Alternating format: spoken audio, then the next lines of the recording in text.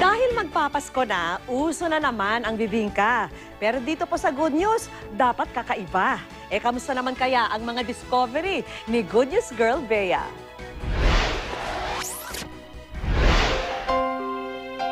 Ang bibingka ang isa sa mga pagkaing sumisimbolo ng Pasko. Pero kung dati ay matitikman lamang ito tuwing simbang gabi, ngayon ay all year round na ang pagluluto nito.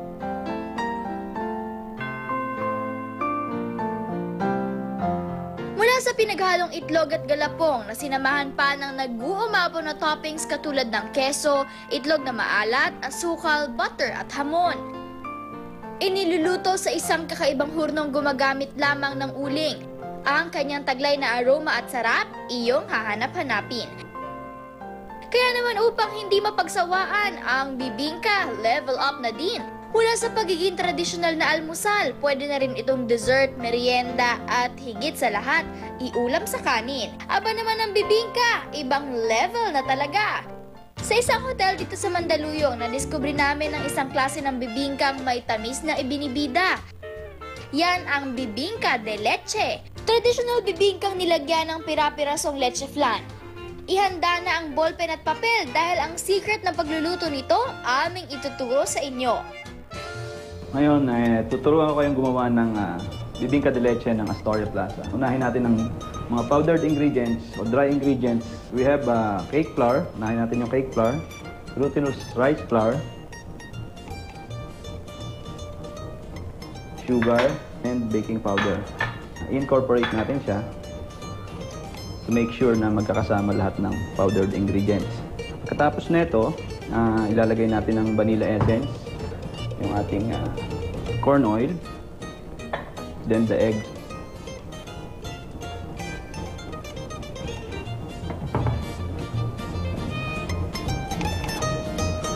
Ito na yung pinakang butter mixture niya.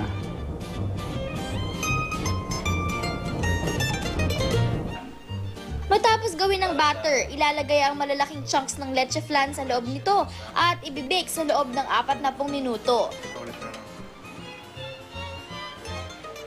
At matapos maluto ang cake ng bibingka, heto na ang masayang eksena, ang paglalagay ng sandamakmak na toppings. Unang ipapahid ang mouth-watering na yema sauce, tsaka isusunod ang grated cheese, niyog at ang special muscovado sugar. Mula noong November 2012 hanggang ngayon, hindi na namin sinara yung bibingka counter because ganun kalakas yung sales ng bibingka. Ang bibingka de leche mabibili sa halagang 125 pesos. Sulit na para sa isang matamis at nakakabusog na merienda. Mula sa bibingkang nilagyan ng leche flan dito sa bake shop sa isang mall sa Taguig, ang kanilang ibebenta naman ay kabaliktaran. Dahil ang kanilang leche flan, yun naman ang nilagyan nila ng chunks of bibingka. Ang bibingka creme brulee.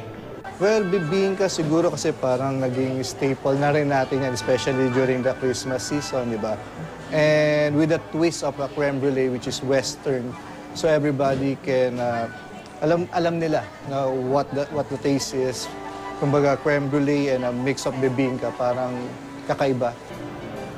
Sa paggawa nito, hinihiwa ang bibingka into bite-sized pieces at saka ito inilalagay sa maliit na baking pan.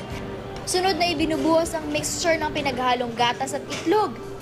Ipinapatong ito sa isa pang baking pan kung saan ito lulutuin sa loob ng 10 minuto.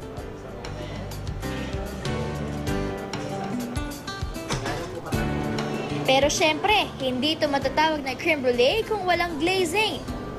Binubudbura ng asukal ang nilutong mixture, tsaka ito i-glaze gamit ng blowtorch.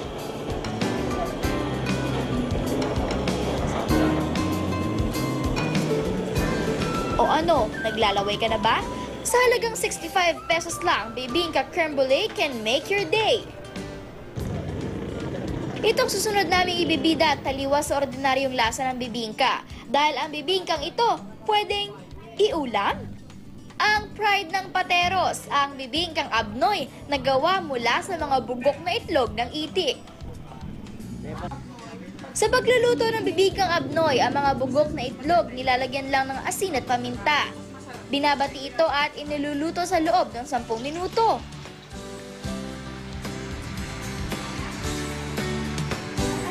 Warning lang mga kapuso dahil hindi raw kaaya-aya ang amoy nito. Pero sabi nga nila, ang pagkain ng bibingkang abnoy ay parang pagkain ng durian. Mabaho man ang amoy sa una. Pag natikman mo naman, tsak, hahanap-hanapin mo na. Totoo nga kaya ito?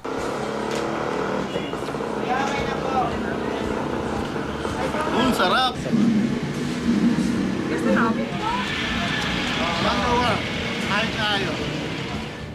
Ang bibingkang abnoy ay mabibili sa halagang 60 pesos. Perfect itong isawsaw sa sukang may bawang. At suggestion lang, sa kaning lamig nyo ito iulam. Yum! Matapos ang masarap na tanghalian, usapang dessert naman.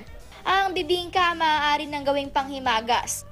Bibingka macarons, anyone? Nagmula ang macaron sa France. Sumikat ang dessert na ito dahil sa kanyang maliit na itsura pero nag-uumapaw sa sarap ng lasa. Pero kung dati, French flavors lang ang meron katulad ng salted caramel, French toast at mint chocolate. Ngayon, hindi na rin nagpapahuli ang bibingka. Actually kasi unique siya. For a macaron is, di ba, French yan. So ginawa natin parang para maging Pinoy na Pinoy. Ayun, kaya tinuloy-tuloy na rin namin. And then yun, nagustuhan rin ng tao talaga. Sa halagang 60 pesos kada piraso, maaari nang ma-enjoy ang bibingka macarons na perfect isabay sa kape, tsaa o ang kanilang sikat ring inumin, ang butterbeer. Bibingkang-bibingka. Masarap siya. Ibang-iba sa mga ibang macarons. Pinoy na Pinoy yung dating. Parang nakakawala ng stress. Bagong lasa, bagong forma, bagong itsura. Tunay ngang nag-level up na ang mga bibingka sa panahon ngayon. At dahil dyan, feeling Pasko tuloy tayo kahit buong taon.